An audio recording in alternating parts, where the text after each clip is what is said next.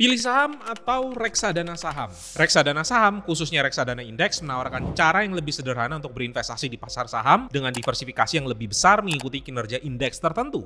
Namun, berinvestasi langsung pada saham individual menawarkan potensi keuntungan yang lebih besar kalau pilihan kita tepat. Nah, sepanjang bulan Februari lalu saya sudah menjual hampir keseluruhan reksadana indeks saya di Bibit. Total saya menjual 3 reksadana indeks dengan nominal 886 juta rupiah, di mana modal investasi saya itu 719 juta dengan keuntungan 167 juta rupiah atau setara dengan keuntungan 23,2%. Dan hasil penjualan reksadana saya masukkan seluruhnya ke saham. Rata-rata saham hasil reinvestasi dari reksadana indeks masih belum banyak berubah ya, wajar masih baru 1 bulan. Tapi ada saham yang saya taruh saat ini sudah naik sampai double digit persen. Di video ini saya akan ceritakan pertimbangan dan alasan mengapa saya menjual reksadana indeks dan memilih taruh di saham. Di part pertama saya akan menjelaskan kriteria investor seperti apa yang cocok untuk memilih reksadana indeks dan cocok untuk memilih saham. Di part kedua saya akan jelaskan sekali lagi alasan untuk menjual reksadana indeks. Di part ketiga saya akan menjelaskan tips bagi yang mau mulai belajar investasi di saham. Langsung saja kita masuk ke videonya. Part pertama, pilih yang mana? Saham atau reksadana indeks? Pertanyaan tentang memilih antara saham individual atau reksadana indeks sering jadi diskusi. Yang memilih reksadana indeks adalah orang yang mau berinvestasi secara pasif dan sudah cukup puas dengan return pasar saham, yaitu sebesar 10% per tahun. Angka 10% per tahun ini kita dapatkan dari return IHSG sepanjang 40 tahun terakhir. Atau prinsip ini kita kenal dengan be the market. Yang memilih saham individual adalah orang-orang yang ingin untuk mengalahkan pasar atau mau punya return di atas 10% per tahun. Terus saja ini bisa sukses, tapi kalau yang salah pilih juga bisa gagal. Makanya orang yang pilih saham individual harus mau tidak mau menyediakan waktunya untuk meneliti saham yang mau dia beli. Nah, kalau kita jabarkan lagi, orang-orang yang cocok terhadap reksadana indeks adalah sebagai berikut. Yang pertama, tidak mengerti tentang saham tapi ingin mendapatkan benefit dari pasar saham. Yang kedua, puas dengan imbal hasil rata-rata pasar saham Indonesia yaitu 10% per tahun. Yang ketiga, tidak punya waktu memilih saham atau menyusun portfolio sendiri. Yang keempat, ingin menabung dengan sistem rutin atau dollar cost averaging. Yang kelima, sering merugi karena salah pilih saham. Bagi yang mau pilih saham, pastikan 5 hal ini terpenuhi. Yang pertama, ingin mendapatkan imbal hasil di atas rata-rata pasar saham Indonesia yaitu IHSG. Kalau IHSG 10% ya at least 15% ke atas lah.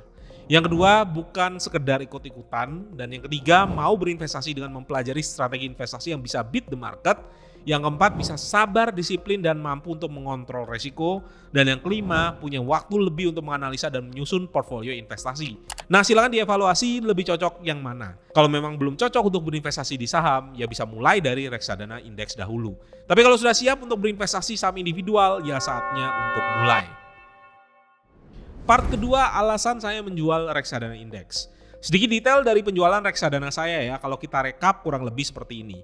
Afrisa DX30 saya jual semua kepemilikannya dengan total 480 juta rupiah, modalnya 405 juta, keuntungannya 75 juta rupiah, atau ini setara dengan return 18,6%. BNI AM Index IDX30 saya jual beberapa tahap, tapi totalnya itu adalah 351 juta rupiah. Modalnya 266 juta, keuntungannya 85 juta rupiah, atau ini setara dengan return 32%. Saya masih punya sebagian dari BNI AM Index IDX30 di portfolio reksadana saya di Bibit. Berikutnya adalah BNP Paribas Srikati. Ini saya jual semua dan ini adalah total penjualannya dengan return kurang lebih sekitar 13%. Alasan saya menjual hampir semua kepemilikan dari reksadana indeks saya sebenarnya cukup sederhana ya. Ini kaitannya dengan opportunity cost. Opportunity cost sendiri adalah biaya yang timbul akibat hilangnya kesempatan dari peluang lain. Saya merasa di harga saat ini reksadana indeks performanya akan tetap naik secara jangka panjang, tapi kenaikannya kalau menurut saya pribadi dalam jangka pendek sudah terbatas. Sebelumnya kita coba lihat top holdings dari reksadana indeks yang saya miliki. Dan ini adalah top holdings dari masing-masing reksadana indeks IDX30 dan Srikati. Ada kesamaan di sini yaitu ada the big four bank mulai dari BCA, BRI, Mandiri, dan BNI. Dan kalau kita lihat performa dari BCA, BRI, Mandiri, dan BNI, rata-rata naiknya itu belasan bahkan puluhan persen. Dan saat ini sudah mencapai atau mendekati harga saham tertingginya atau all time high-nya. Kalau menurut saya pribadi, reksadana indeks sudah lumayan tinggi pada saat ini. Anggaplah bank dan saham-saham di Indonesia itu bertumbuh labanya sebesar 10% per tahun. Maka rata-rata pertumbuhan reksadana indeks bisa jadi juga serupa atau lebih rendah. Masalahnya ada beberapa saham individual yang juga bagus, labanya triliunan bahkan puluhan triliun, tapi saat ini dijual dengan diskon 40-50%. Dan anggaplah dalam waktu 4 tahun secara konservatif, harga sahamnya kembali naik ke nilai wajarnya, maka returnnya itu adalah 100% dalam 4 tahun atau CAGR-nya itu setara dengan 19% per tahun. Nah ini saya murni melihat ada peluang lain yang lebih baik ya, sehingga saya menjual reksadana indeks saya. Tapi tenang saja bagi sobat investor sekalian yang masih belum punya kemampuan untuk memilih saham sendiri, bisa saja tetap berinvestasi di reksadana indeks. Tapi saran saya, belinya jangan buru-buru, tunggu indeksnya turun 5% sampai 10% dari titik tertinggi. Saya pun kalau tidak punya kemampuan untuk membeli saham sendiri, masih akan tetap investasi di reksadana indeks. Part ketiga, tips bagi yang mau mulai investasi di saham. Bagi yang mau mulai investasi di saham, ini adalah 4 prinsip penting yang sudah saya bolak-balik sharingkan dan saat ini masih juga saya terapkan. Yang pertama adalah investasilah secara rutin setiap bulan, tidak peduli berapapun besarnya. Yang kedua, berinvestasilah lebih banyak saat terjadi krisis atau resesi. Yang ketiga, investasilah pada saham yang mencetak profit di harga yang murah. Dan yang keempat, hindarilah investasi di saham gorengan. Awal-awal mungkin tidak berjalan mulus karena investasi saham jangka panjang itu butuh kesabaran. Tapi pelan-pelan namun pasti uang yang nantinya kita kumpulkan akan semakin banyak dan kita akan semakin punya pengalaman dalam menghadapi naik turunnya pasar saham. Untuk investor pemula yang benar-benar mau investasi bukan untuk trading, sebaiknya fokus benar-benar ke analisa fundamental. Bagaimana dengan pemilihan sahamnya? Kira-kira saham apa saja sih yang cocok untuk dibeli?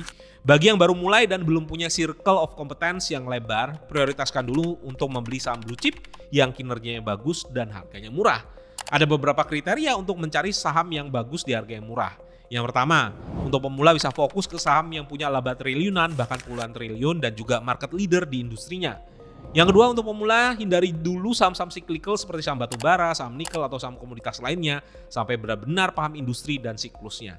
Yang ketiga, hindarilah saham IPO apapun sahamnya. Yang keempat, carilah saham yang labanya naik dari 5 tahun yang lalu tapi harga sahamnya turun dari 5 tahun yang lalu. Yang kelima, carilah saham yang 5 tahun terakhir selalu bagi dividen dan dividennya naik terus. Dan yang terakhir, yang keenam, carilah saham yang price to earning ratio-nya atau PE ratio-nya itu single digit, yang artinya saham itu sedang jual di harga yang murah. Bagi yang sudah ketemu ciri-ciri saham yang memenuhi ke-6 hal di atas, boleh juga sharing di kolom komentar ya. Nah, bagi sobat investor yang ingin juga untuk mencari ide investasi, saya dan teman-teman dari komunitas saham Think juga punya beberapa list ya saham-saham bagus, tapi saat ini sedang dihargai murah yang kami masukkan ke dalam satu indeks yang bernama indeks DTI 8. Ini adalah saham-saham yang ada di DTI 8, ada NISP, SCMA, GGRM, Indofood, Telkom, MLBI, dan juga Astra. Bisa mulai pencariannya dari yang ini dulu ya. Saya pribadi secara personal juga punya beberapa saham yang ada di indeks DTI 8 di portfolio saham saya pribadi dan beberapa saya tambah dari sebulan ini hasil penjualan dari reksadana indeks saya. Nah, karena tadi menyinggung tentang komunitas, maka penting sekali bagi kita untuk mencari atau bergabung di komunitas yang tepat. Banyak grup-grup saham yang kasih rekomendasi saham yang didasarkan pada sentimen tanpa dasar yang kuat serta juga informasi yang tidak valid yang dapat menyebabkan keputusan investasi yang merugikan bagi anggotanya. Dan yang paling bahaya adalah anggota komunitas yang hanya dijadikan ajang untuk pom-pom. Banyak komunitas saham yang hanya mengejar jumlah member tanpa memperhatikan kualitas pengetahuan investasi yang diperoleh, sehingga menghasilkan investor yang bergantung pada rekomendasi tanpa bisa berpikir kritis. Meskipun begitu, masih ada komunitas saham positif dan murni memberikan edukasi saham terbaik. Ciri-cirinya seperti ini. Komunitas yang baik adalah komunitas yang mendorong anggotanya untuk berpikir independen, bukan sekedar menciptakan pengikut yang selalu bergantung pada apa yang dikatakan oleh grup. Nah, di sini saya akan sharing satu komunitas investasi yang sudah saya ikuti bertahun-tahun. Sejak awal masuk komunitas ini, return investasi saya menjadi sekitar 20% per tahun atau naik kurang lebih 5-10% dari sebelumnya. Di sini saya bisa memperlebar circle of competence saya dengan belajar sektor-sektor baru seperti CPO, batu bara, nikel, dan juga sektor lainnya yang dibahas bersama komunitas. Namanya adalah Think. Ada edukasi mulai dari prinsip investasi, ada case study lengkap berdurasi 3-4 jam, event online dan offline, kumpulan ide-ide investasi menarik dan juga grup diskusi yang aktif. Total sudah ada 700 anggota yang bergabung sejak tahun 2021. Sejak tahun 2024 ini, Think lebih fokus pada edukasi dan pembinaan dari member ya. Untuk itulah pertanggal 31 Maret 2024, Think akan menutup pendaftaran untuk member baru untuk mengedukasi lebih intens 700 member yang ada di dalam komunitas. Bagi yang ingin bergabung dengan komunitas Think, ada juga fitur trial untuk merasakan manfaatnya sebelum membuat keputusan. Tapi jangan lupa batas terakhir pendaftarannya adalah 31 Maret 2024. Total masih ada kuota kurang lebih sekitar 100 orang bagi yang ingin bergabung. Jadi catat tanggalnya dan jangan sampai terlewatkan. Oke, itu tadi penjelasan saya mengenai alasan saya menjual reksadana dan memilih untuk ditaruh di saham. Bagi yang punya kebingungan yang sama, semoga ini bisa dijadikan pertimbangannya. Sekali lagi, kondisi tiap-tiap orang berbeda-beda, jadi jangan juga apa yang saya lakukan diikuti secara mentah-mentah. Oke, sampai jumpa kembali di video selanjutnya. Bye.